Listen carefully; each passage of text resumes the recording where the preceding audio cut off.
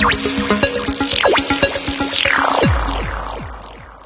had this idea that I probably wanted to get into the coaching side. A couple of injuries when I was playing, and knew that I wanted to stay in the game, love the game. I had this big fear really of stood with a group of players and not really knowing what session to put on, or becoming unstuck. Players find out staff's weaknesses very quickly, so I had this fear really of not knowing me trade, if you like, in terms of the coaching. So knew that I wanted to get into the younger ones at first and really learn coaching itself. So foundation phase at Everton, sort of 9 to 12 year olds, part time when I was still playing. Under 15s at Blackburn, moved on to there, and again slightly older age group, but again was learning all of 11v11 football there, and various aspects of how players learn and develop at that age.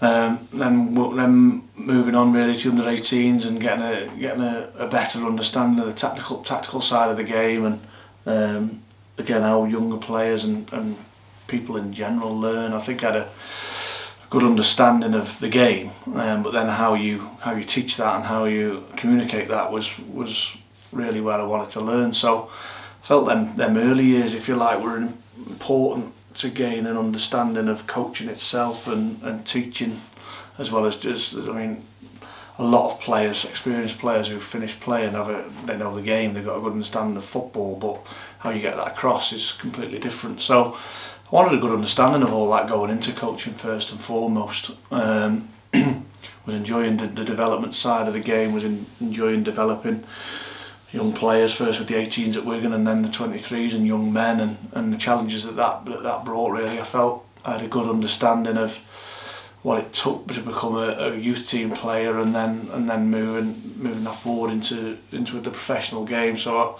felt comfortable certainly at that as I moved on into my coaching, that's where my best sort of assets lied really, with sort of developing younger players, and then started to get quite a lot of success with that through not just myself but all the staff that we had at Wigan. We started to felt like we had some really good young players, and recruitment was brilliant, and we had a good team of people that were having success on really maximising young players' talent, and that was rewarding. I was finding that really rewarding, and moving them upward to the first team. I think any young coach, and especially if you've played the game, you've got aspirations to do well. You then, I think I was moving into my 5th season at Wigan, and it started to dawn on me that how can I impact and where these players go, and I started having a lot more interaction with first team management, first team staff at various clubs through players going out on loan, for example, or arranging games. And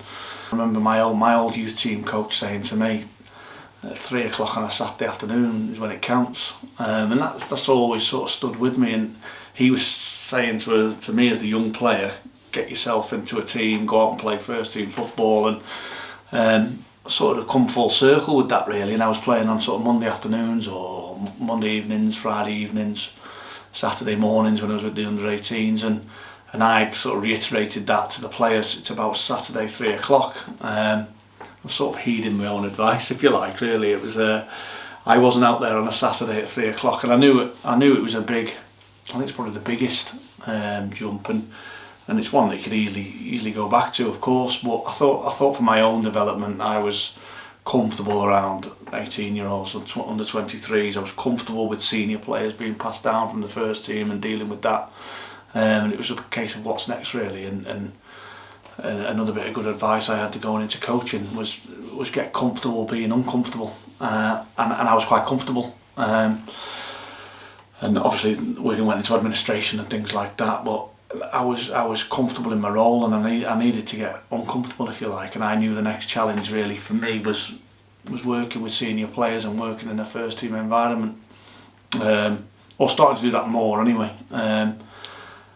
Everything was going brilliantly for me at Wigan, and as much as I had them feelings had started, I wasn't really looking to get away. I still thought I had a job to do progressing them younger players, but I didn't really ever have a decision to make until the manager phoned here, and once he'd phoned, I had a decision to make. And did I go and explore that opportunity and go and get uncomfortable and be there Saturday at 3 o'clock, or did a stay where I was quite comfortable, knew the environment and the players, and continued to build really what we'd started at Wigan. And I think with the administration and with Paul Cook had left, and it was such a good opportunity with me getting on so well with Jim.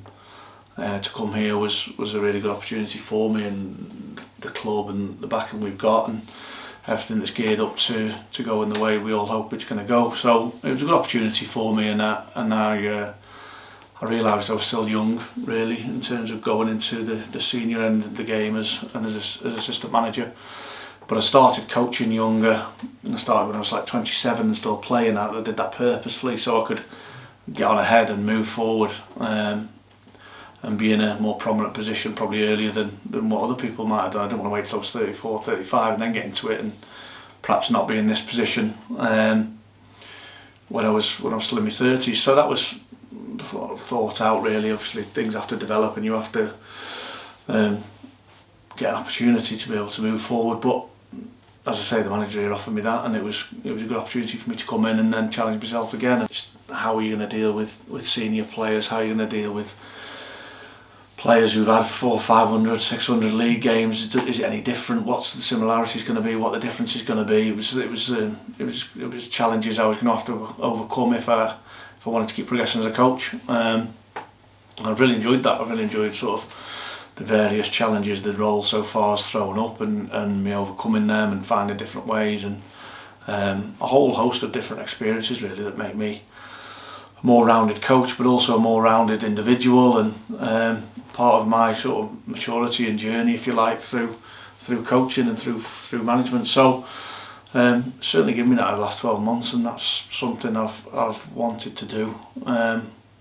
That's really going from a basis of where I started and the thought process of where I was at still playing and wanting to get involved in coaching, to ending up assistant manager. Obviously the manager went off for a certain amount of time, so being able to lead the football club and manage at a relatively young age, and all the time gain different experiences, some that I think I've met quite comfortably, some that I found more challenging, but ultimately it's about gaining them experiences and putting the hours in with the players out on the grass and becoming better. And if I can continue to do that over the next 4 or 5 years, then hopefully you get to where you want to get to.